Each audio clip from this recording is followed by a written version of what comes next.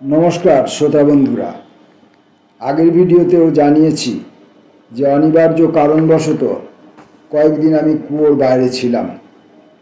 কুয়োর বাইরে অবস্থানকালীন সময়ে আমি বিভূতিভূষণ বন্দ্যোপাধ্যায় থেকে খানিকটা দূরে সরে গিয়েছিলাম। আজ ফের কুয়োর মধ্যে ফিরে এসেছি এবং আমাদের যে বিভূতিভূষণ বন্দ্যোপাধ্যায়ের যে ছোট গল্প পাঠের পর্ব চলছিল, সেই কাজে আবার আমরা ব্রতী হব। আজকে বিভূতিভূষণ বন্দ্যোপাধ্যায়ের গল্পটির নাম ভণ্ডুল মামার বাড়ি। ভণ্ডুল মামার বাড়ি বিভূতিভূষণ বন্দ্যোপাধ্যায়। পাড়াগাঁয়ের মাইনর স্কুল মাঝে মাঝে ভিজিট করতে আসি। আর কোথাও থাকবার জায়গা নেই।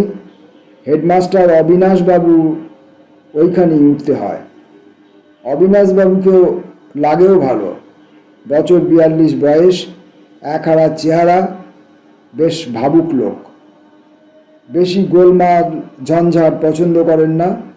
কাজেই জীবনের পথে বাধা ঠেলে অগ্রসর না হতে পেরে দেবলহাটি মাইনর স্কুলের প্রধান শিক্ষক রূপে 15 বছর কাটিয়ে দিলেন এবং বাকি 15টা বছর যে এখানেই কাটাবেন তার সম্ভাবনা 16 আনার উপর 17 আনা। কার্তিক মাসের শেষে হেমন্ত সন্ধ্যা। স্কুলের বারান্দাতে ক্লাসরুমের দুখানা চেয়ার টেনে নিয়ে আমরা গল্প করছিলাম। সামনেই একটা ছোট মাঠ, একপাশে একটা বড় তেঁতুল গাছ, একপাশে একটা মজা পুকুর। সামনের কাঁচা রাস্তাটা গ্রামের বাজারের দিকে গিয়েছে। স্থানটা নির্জন। চায়ের কোনো রকম ব্যবস্থা এখানে হওয়া সম্ভব নয়, তা জানি। একটা গরিব ছাত্র হেডমাস্টার মশাইয়ের বাসা থেকে পড়ে তাঁর হাট বাজার করে। সে এসে দুটো রেকাবিতে ঘি মাখানো রুটি, আলু চচ্চড়ি ও একটু গুড় রেখে গেল। আমি বললাম, অবিনাশবাবু, বেশ ঠান্ডা পড়েছে, বেশ গরম মুড়ি খাবার ইচ্ছে হচ্ছে, কিন্তু হ্যাঁ সার্টেনলি। ওরে ও কানাই, শোন শোন, যা দেখি একবার গঙ্গার বউয়ের বাড়ি, আমার নাম করে বলবে দুটি গরম মুড়ি ভেজে দেয় এক্ষুনি।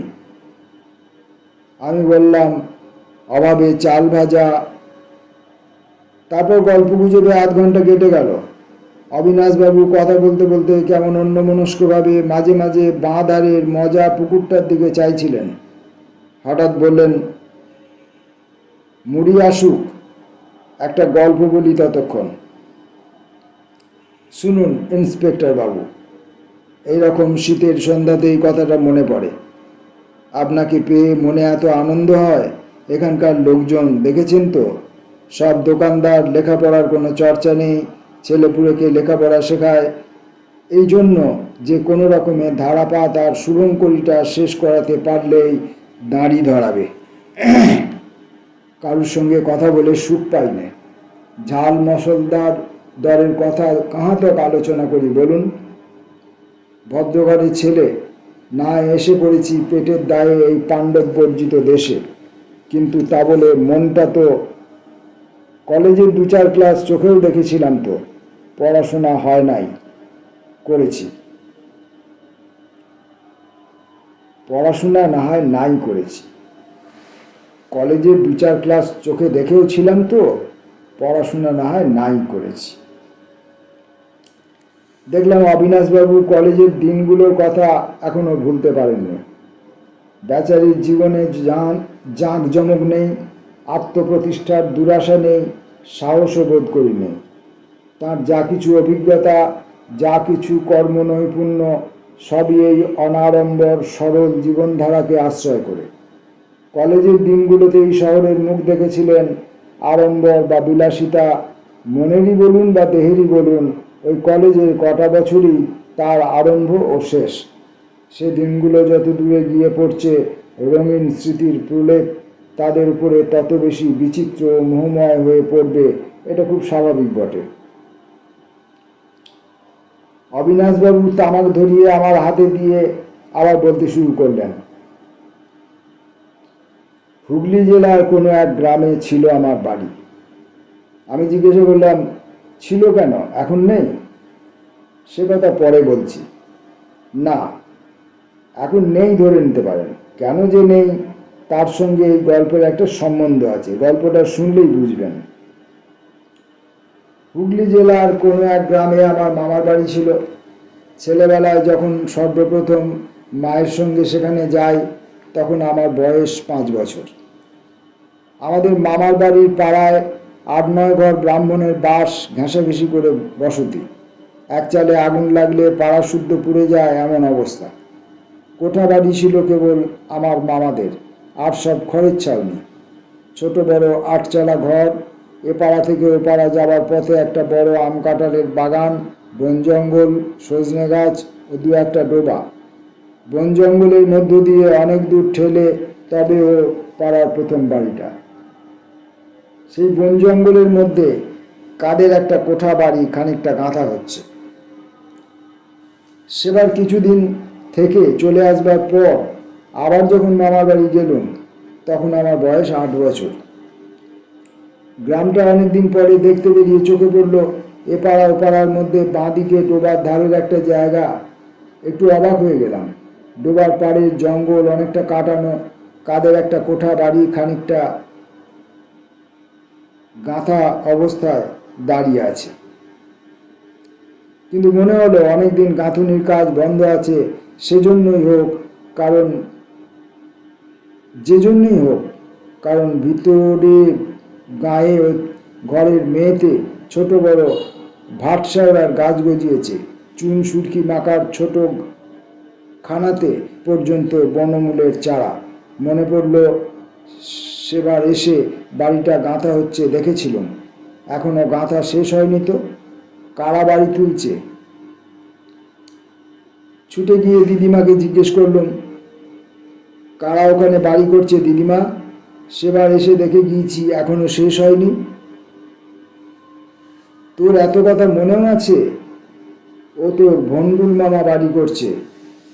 এখানে তো থাকে না, তাই দেখাশোনার অভাবে গাঁথুনি এগুচ্ছে না। আমার বাড়ি কৌতূহল হলো। সাগ্রহে বললাম, ভন্ডুল মামা কোথায় থাকে দিদিমা? ভন্ডুল মামা কে? ভন্ডুল রেলে চাকরি করে, মনিরহাটে না কোথায় থাকে। আমাদের গায়েরই ছেলেবেলায় থাকতো। বাড়িঘর তো ছিল না। ও পাড়ার মুকুজ্জে বাড়ির ভাগ্নে চাকরি বাকরি করছে, ছেলেপুলে হয়েছে, একটা আস্তানা তো চাই, তাই টাকা পাঠিয়ে দেয়। মুকুজ্জেরা মিস্ত্রি লাগিয়ে ঘরদোর শুরু করে দিয়েছে। নিজে ছুটিতে এসে মাঝে মাঝে দেখাশোনা করে। আমি ছাড়বার পাত্র নই। বললাম, তবে বাড়ি গাঁথা হচ্ছে না কেন? মুকুজ্জেরা তো দেখলেই পারে। তা নয়, সব সময় তো টাকা পাঠাতে পারে না, যখন পাঠায় তখন মিস্ত্রি লাগানো হয়। কি জানি কেন সেই থেকে এই ভন্ডুল মামা ও তার আধগাঁথা বাড়িটা আমার মনে একটা অদ্ভুত স্থান অধিকার করে রইল। রূপকথার রাজপুত্রের মতোই এই ভন্ডুল মামা হয়ে রইলেন অবাস্তব, স্পর্শের অতীত, দর্শনের অতীত। এক মানুষ রাজ্যের অধিবাসী, তার চাকরি স্থান লালমনিরহাট, মায় তার ছেলে মেয়ে শুদ্ধ। তার টাকা পাঠাবার ক্ষমতা বা অক্ষমতাও যেন কোথায় আমার ব্যক্তিগত সহানুভূতির বিষয়ীভূত হয়ে দাঁড়ালো। অথচ কেন এসব হলো তার কোনো ন্যায়সঙ্গত কারণ আজও মনের মধ্যে খুঁজে পাই না। কতবার দিদিমাদের চিলেকোঠার ছাদে শুয়ে দিদিমার মুখে রূপকথা শুনতে শুনতে অন্যমনস্ক মনে ভেবেছি, লালমনিরহাট থেকে ভন্ডুল মামা আবার কবে টাকা পাঠাবে বাড়ি গাঁথবার জন্য। না, এবার বোধহয় নিজে আসবে। মুকুজ্জেরা বোধহয় ভন্ডুল মামার টাকা চুরি করে, তাই ওদের হাতে আর টাকা দেবে না। ব্যঙ্গমা ব্যঙ্গমের গল্পের ফাঁকে দিদিমাকে কখনো বা জিজ্ঞেস করি, লালমনিরহাট কোথায় দিদিমা? দিদিমা অবাক হয়ে বলেন, লালমনিরহাট কেন? তাতে তোর হঠাৎ কি দরকার পড়ল? তা কি জানি বাপু, কোথায় লালমনিরহাট? নে নে, ঘুমোস তো, আমায় রেহাই দে। রাত্রিরে এখন গিয়ে আমায় 2টো মোচা কুটে রাখতে হবে, ঠাকুর ঘরের বাসন বের করতে হবে, সৃষ্টির কাজ পড়ে রয়েছে। তোমায় নিয়ে সারা রাত গল্প করলে তো আমার চলবে না। আমি অপ্রতিভেদ সুরে বললাম, না দিদিমা, গল্প বলো, যেও না। আচ্ছা, মন দিয়ে শুনছি। এরপরে আবার মামার বাড়ি গেলুম বছর দুই পরে। এই 2 বছরের মধ্যে আমি কিন্তু ভন্ডুল মামার বাড়ির কথা ভুলে যাইনি। শীতের সন্ধ্যায় গোয়ালে সাজালের ধোঁয়ায় আমাদের পুকুর পাড়াটা ভরে যেত। বনের গাছপালাগুলো যেন অস্পষ্ট, যেন মনে হতো সন্ধ্যায় কুয়াশা হয়েছে বুঝি আজ। সেই দিকে চাইলেই আমার অমনি মনে পড়ত ভন্ডুল মামার সেই আধ তৈরি কোঠা বাড়ির কথা। এমনই শাওড়া বনে ঘেরা পুকুর পাড়ে এতদিনে কতটা গাঁথা হলো কে জানে। এতদিন নিশ্চয় ভন্ডুল মামা মুকুজ্জে বাড়িতে টাকা পাঠিয়েছে। মামার বাড়িতে এসে রাতে পৌঁছালাম। সকালে ওই পথে বেড়াতে গিয়ে দেখি, ও মা, এ কি! ভন্ডুল মামার বাড়িটা যেমন তেমনি পড়ে আছে। 4-5 বছর আগে কতটা গাঁথা দেখেছিলুম, গাঁথুনির কাজ তার বেশি আর একটুও এগোয়নি। বনে জঙ্গলে একেবারে ভর্তি। ইটের গাঁথুনির ফাঁকে বট অশ্বত্থের বড় বড় চারা। আহা, ভন্ডুল মামা বোধহয় টাকা পাঠাতে পারেনি আর। ভন্ডুল মামার সম্বন্ধে সেবার অনেক কথা শুনলাম। ভন্ডুল মামা লালমনিরহাটে নেই, সান্তাহারে বদলি হয়েছে। তার এখন 2 ছেলে 2 মেয়ে। বড় ছেলেটি আমারই বয়সী। ভন্ডুল মামার মা সম্প্রতি মারা গিয়েছে। বড় ছেলেটির পৈতে হবে সামনে চৈত্র মাসে। ওই সময় ওরা দেশে আসতে পারে। কিন্তু সেবার চৈত্র মাসের আগেই দেশে ফিরলুম। ভন্ডুল মামার সঙ্গে দেখার যোগাযোগ হয়ে উঠল না। বছর 3 পরে দোলের সময় মামার বাড়ির দোলের মেলা খুব বিখ্যাত। নানা জায়গা থেকে দোকান পসরের আমদানি হয়। আমি মায়ের কাছে আবদার শুরু করলাম, এবার আমি একা রেলে চড়ে মেলা দেখতে যাব মামার বাড়ি। আমায় একা ছেড়ে দিতে বাবার ভয়ানক আপত্তি। অবশেষে অনেক কান্নাকাটির পর তাকে রাজি করানো গেল। সারা পথ সে কি আনন্দ! একা টিকিট করে রেলে চড়ে মামার বাড়ি চলেছি। জীবনে সর্বপ্রথম একা বাড়ির বার হয়েছি। সেই আনন্দেই সারা পথ আত্মহারা। কিন্তু এই সুখ সইল না। মামার বাড়ি স্টেশনে নেমেই কীরকম হোঁচট খেয়ে প্ল্যাটফর্মের কাঁকড়ের উপর পড়ে গিয়ে আমার হাঁটু ক্ষতবিক্ষত হয়ে গেল। অতি কষ্টে মামার বাড়ি পৌঁছে বিছানা নিলুম। পরদিন সকালে উঠতে গিয়ে দেখি আর উঠতে পারি না। 2 হাঁটুই বেজায় টাটিয়েছে, সঙ্গে সঙ্গে জ্বর। কোথা দিয়ে দোল কেটে গেল টেরও পেলুম না। দিদিমাকে অনুরোধ করলুম বাড়িতে যেন তারা চিঠি না লেখেন যে আমি আসবার সময় স্টেশনে পড়ে গিয়ে হাঁটু কেটে ফেলেছি। সেরে উঠে বেড়াতে গিয়ে একদিন দেখি ভন্ডুল মামার বাড়িটা অনেক দূর গাঁথা হয়ে গেছে। কাঠ থামাল পর্যন্ত গাঁথা হয়েছে, কিন্তু কড়ি এখনো বসানো হয়নি। হঠাৎ এত খুশি হয়ে উঠলুম যে আচার খেয়ে হাঁটু কাটার কথা টের পেলে বাবা কি বলবেন তখনকার মতো সে দুশ্চিন্তা মন থেকে মুছে গেছে। উৎসাহে ও কৌতূহলে এক দৌড়ে ভন্ডুল মামার বাড়িতে গিয়ে হাজির। গাঁথুনি অনেকদিন বন্ধ আছে মনে হলো। গত বর্ষার পরে বোধহয় আর মিস্ত্রি আসেনি। ঘরের মেঝেতে খুব জঙ্গল গজিয়েছে। গাঁথুনির ফাঁকে ফাঁকে আমরুল শাকের গাছ। বাড়ির উঠোনে বড় একটা সজনে গাছ প্রথমে ফাগুনে ফুলের খই ফুটেছে। ঘুরে ঘুরে দেখলুম ভন্ডুল মামার বাড়িতে 3টে ঘর, একটা ছোট দালান, মাঝে একটা সিঁড়ির ঘর, 8-10 ধাপ সিঁড়ি গাঁথা হয়ে গেছে। ওদিকে বড় ঘরটা বোধহয় ভন্ডুল মামার। মাঝের ঘরটাতে ছেলে মেয়েরা থাকবে। ভন্ডুল মামার বাপ আছে কে জানে, তিনি বোধহয় থাকবেন সিঁড়ির একপাশের ঘরটাতে। রান্নাঘর কোথায় হবে? বোধহয় উঠোনের একপাশে ওই সজনে গাছটার তলায়। ভন্ডুল মামা ছেলে মেয়ে নিয়ে যখন এসে বাস করবে তখন এদের উঠোনে কি আর এমন জঙ্গল থাকবে? ছেলে মেয়েরা ছুটোছুটি দৌড়োদৌড়ি করে খেলবে, হয়তো বাড়িতে সত্যনারায়ণের সিন্নি দেবে পূর্ণিমা কি সংক্রান্তিতে। পুকুর পাড়ের এই জঙ্গলি চেহারা তখন একেবারে বদলে যাবে যে। আমার মামার বাড়ির এ পাড়াতে এক ঘর লোক বাড়বে। ও পাড়া থেকে খেলা করে ফেরবার পথে সন্ধে হয়ে গেলেও আর ভাবনা থাকবে না। ওদের বাড়িতে আলো জ্বলবে, ছেলেমেয়েরা কথা বলবে। কিসের আর তখন ভয়? দিব্যি চলে যাবে।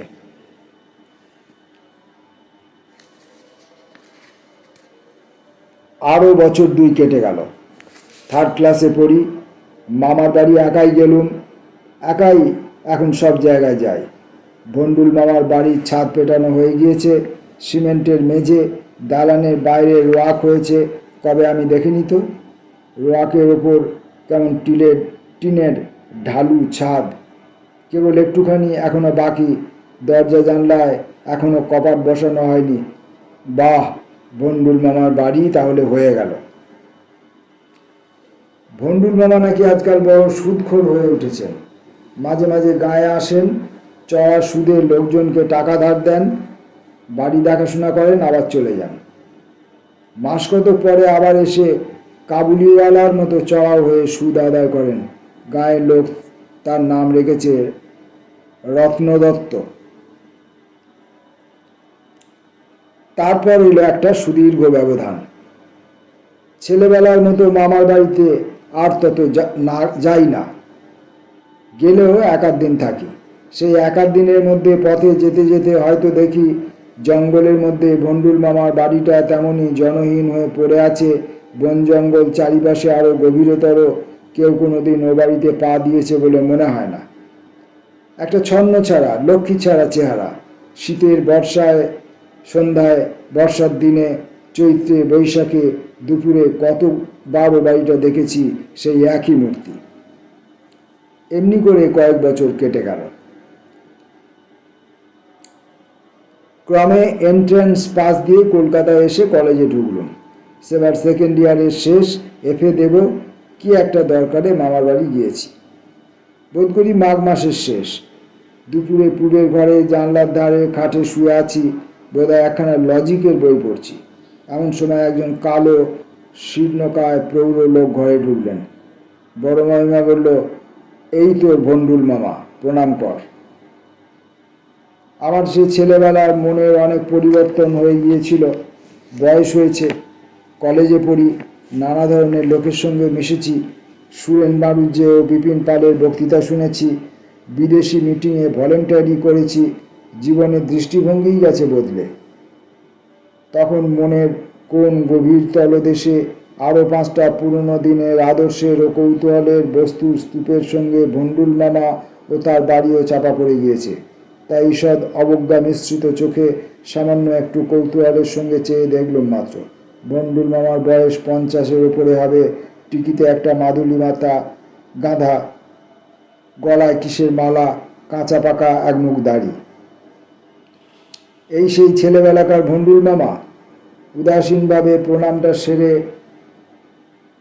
ফেললুম। ভন্ডুল মামা কিন্তু আমার সঙ্গে খুব আলাপ করলেন, একটু গায়ে পড়েই জানা। আমি কোন কলেজে পড়ি, কোন মেসে থাকি, কবে আমার পরীক্ষা ইত্যাদি নানা প্রশ্নে আমায় জ্বালাতন করে তুললেন। আজকাল তিনি কলকাতায় চাকরি করেন, বাগবাজারে বাসা, তার বড় ছেলে এবার ম্যাট্রিক দিয়ে 1st ইয়ারে পড়ছে, এসব খবরও দিলেন। আমি জিজ্ঞাসা করলাম, আপনাদের এখানকার বাড়িতে ছেলে মেয়ে আনবেন না? ভন্ডুল মামা বললেন, আনবো, শিগগিরই আনবো বাবা। এখনও একটু বাকি আছে, একটা রান্নাঘর আর একটা কুয়ো, এই দুটো করতে পারলেই সব এনে ফেলি। কলকাতায় বাসা ভাড়া আর দুধের খরচ জোগাতেই, সেই জন্য তো খেয়ে না খেয়ে দেশে বাড়িটা করলুম। তবে ওই একটুখানি যা বাকি আছে, তাছাড়া চিলেকোঠার ছাদটাও এখনো এইভাবেই ভাবছি শ্রাবণ মাসের দিকে ওটাও শেষ করব। বলে কি, এখনো বাকি? জ্ঞান হয়ে পর্যন্ত দেখে আসছি ভন্ডুল মামার বাড়ি উঠছে। এই তাজমহল নির্মাণের শেষ বেঁচে থেকে দেখে যেতে পারবে তো? ভন্ডুল মামা আপন মনেই বলে যেতে লাগলেন, সামান্য চাকরি, ছাপোষা মানুষ বাবা, কাচ্চা বাচ্চা খাইয়ে যা থাকে তাতেই তো বাড়ি হবে। এখন তো বাসায় বাসায় কাটছে, আজ যদি চাকরি যায় তবে ছেলে পুলে নিয়ে কোথায় দাঁড়াবো, তাই ভেবে আজ 14-15 বছর ধরে একটু একটু করে বাড়িটা তুলছি। তবে এইবার আর দেরি হবে না, আসছে বছর সব এনে ফেলবো, জায়গাটা বড় ভালোবাসি আমি। ভন্ডুল মামা বললেন, তো 14-15 বছর, কিন্তু আমার তো মনে হলো ভন্ডুল মামার বাড়ি উঠছে আজ থেকে নয়। জীবনের পিছন দিকে ফিরে চেয়ে দেখলে যতদূর দৃষ্টি যায় ততকাল ধরে, যেন অনন্তকাল, অনন্ত যুগ ধরে ভন্ডুল মামার বাড়ির ইট একখানির পর আর একখানি উঠছে, শিশু থেকে কবে বালক হয়েছিলুম, বালক থেকে কিশোর, কৈশোর কেটে গিয়ে এখন প্রথম যৌবনের উন্মেষ। আমার মনে এই অনাদ্যন্ত মহাকাশ বেয়ে কত শত জন্ম, মৃত্যু, সৃষ্টি, পরিবর্তনের ইতিহাসের মধ্য দিয়ে ভণ্ডুল মামার বাড়ি হয়েই চলেছে। ওর বুঝি আদিও নেই, অন্তও নেই। পরের বছর আবার ভণ্ডুল মামার সঙ্গে কলকাতাতেই দেখা। আমি তখন 3rd ইয়ারে পড়ি। ভণ্ডুল মামা বললেন, এসো একবার আমাদের বাসায়, তোমার মামি তোমায় দেখলে খুশি হবে। সামনের রবিবার তোমার নেমন্তন্ন রইল, অবশ্যই যাবে। গেলুম। ভণ্ডুল মামার ছেলেদের সঙ্গেও আলাপ হলো। ভণ্ডুল মামা অনুযোগের সুরে বললেন, ওদের বলি যা একবার এই সময়ে, আষাঢ় মাসে দেশে গিয়ে উঠোনে খাসা বরবটি আর শিম লাগিয়ে রেখে এসেছি, মাচাও বেঁধে রেখে এসেছি। তা কেউ কারুর কথা শোনে? মামিমা ঝঙ্কার দিয়ে বলে উঠলেন, যাবে সেখানে কেমন করে শুনি?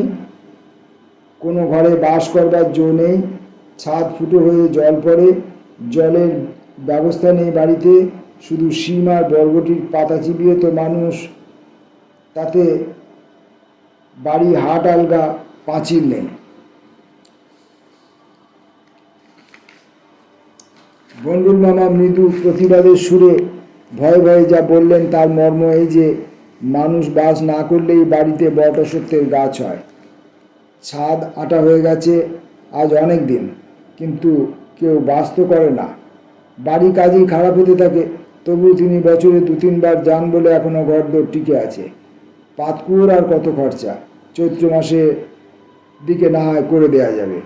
আর তোমরা সবাই যদি যাও, পাঁচিল আষাঢ় মাসেই করে দেয়া যাবে। বুঝলুম পাঁচিল পাতকুয়া এখনো বাকি। ভণ্ডুল মামার বাড়ি এখনো শেষ হয়নি, এখনো কিছু বাকি আছে। কিন্তু এতদিন ধরে ব্যাপারটা চলছে যে একদিকে গড়ে উঠছে তো অন্যদিকে ভাঙছে। এরপরে মামার বাড়ি গিয়ে 2-1 বার দেখেছি ভণ্ডুল মামা 2-5 দিন ছুটি নিয়ে বাড়িতে এসে আছেন। এটা সারাচ্ছেন, ওটা বেড়া বাঁধছেন, এ গাছটা খুঁড়ছেন, ও গাছটা কাটছেন। ছেলেরা আসতে চায় না কলকাতা ছেড়ে, নিজেকেই আসতে হয়, দেখাশোনা করতে হয় বলে একদিন সলজ্জ কৈফিয়তও দিলেন। পাঁচিল, হ্যাঁ তা পাঁচিল সম্প্রতি একটু টানাটানি যাচ্ছে। সামনের বর্ষায় ঘরদোর বেঁধেছি, সারা জীবন খেটে ওই আমার বড়রের আদরের জায়গা, তোরা না থাকিস আমিই গিয়ে থাকি। আমি বললাম, ওখানে কেমন করে থাকেন? সারা গায়েই তো মানুষ নেই, মামার বাড়ির পাড়া তো একেবারে জনশূন্য হয়ে গেছে। কি করি বাবা, ওই বাড়িখানার উপর বড় দম আছে যে। দেখো, চিরকাল পরের বাসায় পরের বাড়িতে মানুষ হয়ে ঘরের কষ্ট বড় পেয়েছিলাম, তাই ঠিক করি বাড়ি একখানা করবই। ছেলেবেলা থেকে ওই গাঁয়ে কাটিয়েছি, ওখানটা ছাড়া আর কোথাও মন বসে না। চিরকাল ভাবতুম রিটায়ার করে ওখানেই বাস করব, একটা আস্তানা তো চাই। এখন না হয় ছেলেপুলে নিয়ে বাসায় বাসায় ঘুরছি, কিন্তু এরপরে দাঁড়াবো কোথায়? তাই জলাহার করে সারা জীবন কিছু কিছু সঞ্চয় করে ওই বাড়িখানা করেছিল। তা ওরা তো কেউ এলো না, আমি নিজেই থাকি। না থাকলে বাড়িখানা তো থাকবে না।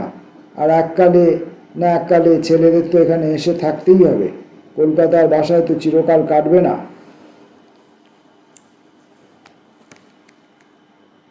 তারপর মামাদের মুখে ভণ্ডুল মামার কথা আরও সব জানা গেল। ভণ্ডুল মামা একা বিজন বনের মধ্যে নিজের বাড়িখানায় থাকেন। তার এখনও দৃঢ় বিশ্বাস তার ছেলেরা শেষ পর্যন্ত ওই বাড়িতে গিয়েই বাস করবে। তিনি এখনও ওই জায়গাটা ভাঙছেন, ওটা গড়ছেন, নিজের হাতে দা দিয়ে জঙ্গল সাফ করছেন। ছেলেদের সঙ্গে বনে না, ওই বাড়ির দরুনি মনান্তর, স্ত্রী ও ছেলেদের দিকে। ছেলেরা বাপকে সাহায্যও করে না। ভণ্ডুল মামা গায়ে একখানা ছোট মুদির দোকান করেছিলেন, লোক নেই, তার কিনবে কে? যা 2-1 গাঁও খদ্দের জুটেছিল ধার নিয়ে এই দোকান উঠিয়ে দিল। এখন ভণ্ডুল মামা এ গা ও গা বেরিয়ে কোনো চাষার বাড়ি থেকে 2 কাঠা চাল, কারুর বাড়ির 5টা বেগুন এইরকম করে চেয়ে চিনতে এনে বাড়িতে হাঁড়ি চড়িয়ে 2টো ফুটিয়ে খান। তারপর ধীরে ধীরে অনেক বছর কেটে গেল। আমি ক্রমে বিএ পাশ করে চাকরিতে ঢুকলাম। মামার বাড়ি আর যাইনি, কারণ সে গ্রাম আর যাওয়ার যোগ্য নয়। মামার বাড়ির পাড়ার গাঙ্গুলিরা, রায়েরা, ভরেরা সব একে একে মরে হেজে গেল। যারা অবশিষ্ট রইল তারা বিদেশে চাকরি করে, ম্যালেরিয়ায় ভয়ে গ্রামের ত্রিসীমানা মারায় না। ও পাড়াতেও তাই জীবন মজুমদারের প্রকাণ্ড দোতলা বাড়ির ছাদ ভেঙে ভূমিসাৎ হয়ে গিয়েছে, শুধু একদিকে দোতলার সমান দেয়ালটা দাঁড়িয়ে আছে। যে পুজোর দালানে ছেলেবেলায় কত উৎসব দেখেছি, এখন সেখানে বড় বড় যোগডুমুরের গাছ, দিনেই বোধহয় বাঘ লুকিয়ে থাকে। বিখ্যাত রায়দিঘি মজে গিয়েছে, দামে বোঝাই, জল দেখা যায় না, গরুর বাছুর কচুরিপানার দামের উপর দিয়ে হেঁটে দিব্যি পার হতে পারে। সন্ধ্যা রাতেই গ্রাম নিশুতি হয়ে যায়। দু এক ঘর নিরুপায় গৃহস্থ, যারা নিতান্ত অর্থাভাবে এখনো পৈতৃক ভিটেতে ম্যালেরিয়া জীর্ণ হাতে সন্ধ্যাদীপ জ্বালাচ্ছে। সন্ধ্যা উত্তীর্ণ হতে না হতেই তারা প্রদীপ নিভিয়ে শয্যা আশ্রয় করে। তারপর সারা রাত ধরে চারিধারে শুধু প্রহরে প্রহরে শিগালের রব ও নৈশ পাখির ডানা ঝটপটি। আমার মামারাও গ্রামে ঘরবাড়ি ছেড়ে কলকাতায় বাসা করেছেন। ছোট মামার ছেলের অন্নপ্রাশন উপলক্ষে সেখানে একবার গিয়েছি। ব্রাহ্মণ ভোজনের কিছু আগে একজন শীর্ণকায় বৃদ্ধ একটা পুঁটুলি হাতে বাড়িতে ঢুকলেন। এক পা ধুলো, বগলে একটা ময়লা সাদা কাপড় বসানো বাঁটের ছাতা। প্রথমটা চিনতে পারিনি, পরে বুঝলুম বন্ডুল মামা এত বুড়ো হয়ে পড়েছেন এর মধ্যে। শহরে এসে মামাদের নতুন সভ্য শৌখিন আলাপি বন্ধু বান্ধব জুটেছে। তাদের পোশাক পরিচ্ছদ, ধরনে, কথাবার্তার সুরে বন্ডুল মামা কেমন ভয় খেয়ে সংকোচের সঙ্গে নিমন্ত্রিত ভদ্রলোকদের শতরঞ্জির এক কোণে বসলেন। তিনিও নিমন্ত্রিত হয়েই এসেছিলেন বটে, কিন্তু মামারা তখন শহুরে বন্ধুদের আদর অভ্যর্থনায় মহাব্যস্ত। তার আগমন কেউ বিশেষভাবে লক্ষ্য করেছে এমন মনে হলো না। আমি বন্ডুল মামার কাছে গিয়ে বসলুম। চারিধারে অচেনা মুখের মধ্যে আমায় দেখে বন্ডুল মামা খুব খুশি হলেন। আমি জিজ্ঞেস করলুম, আপনি কি কলকাতা থেকে আসছেন? বন্ডুল মামা বললেন, না বাবা, আমি রিটায়ার করেছি, আজ বছর 5 হবে।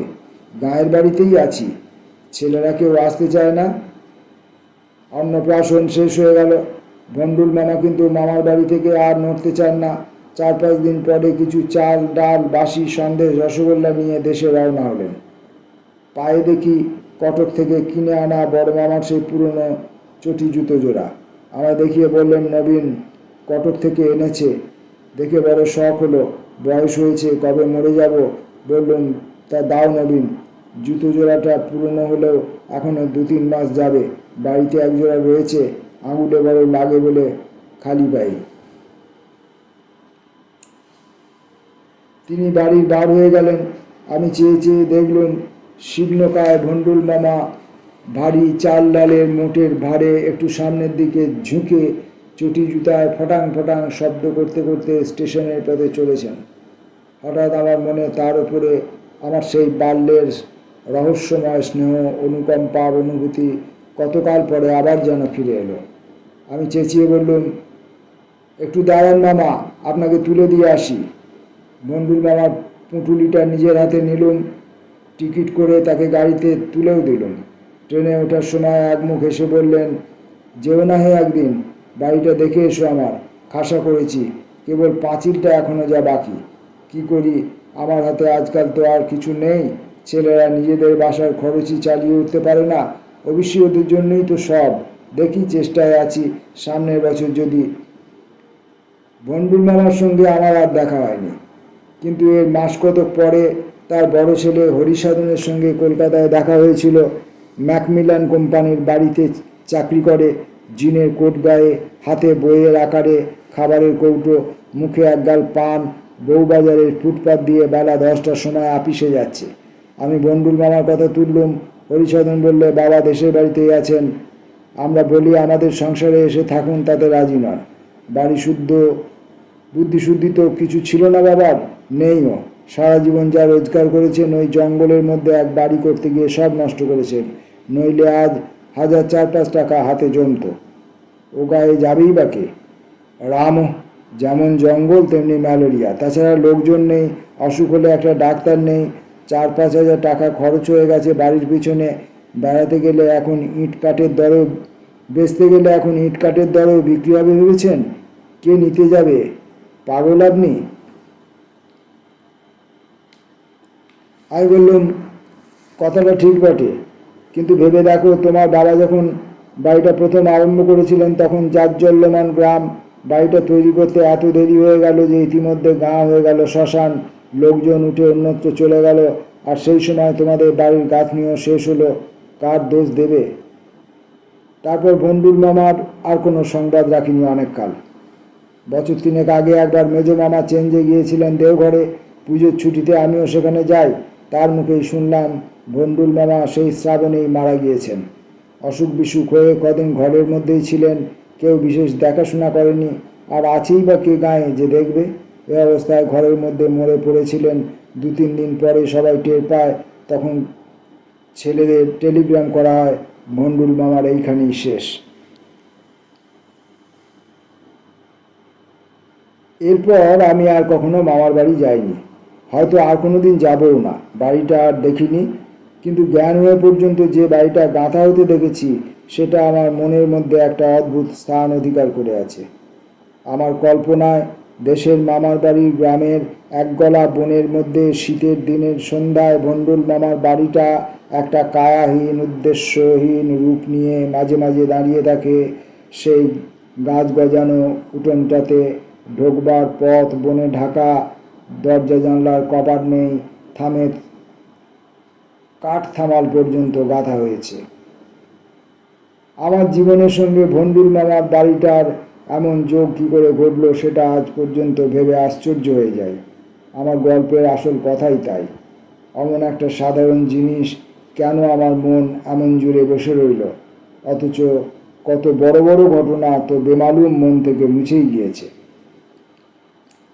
বিশেষ করে এই সব শীতের সন্ধ্যাতেই মনে পড়ে এই জন্য যে 5 বছর বয়সে এই শীতের সন্ধেবেলাতেই বাড়িটা প্রথম দেখি। অবিনাশবাবুর ছাত্রটি মুড়ি নিয়ে এলো।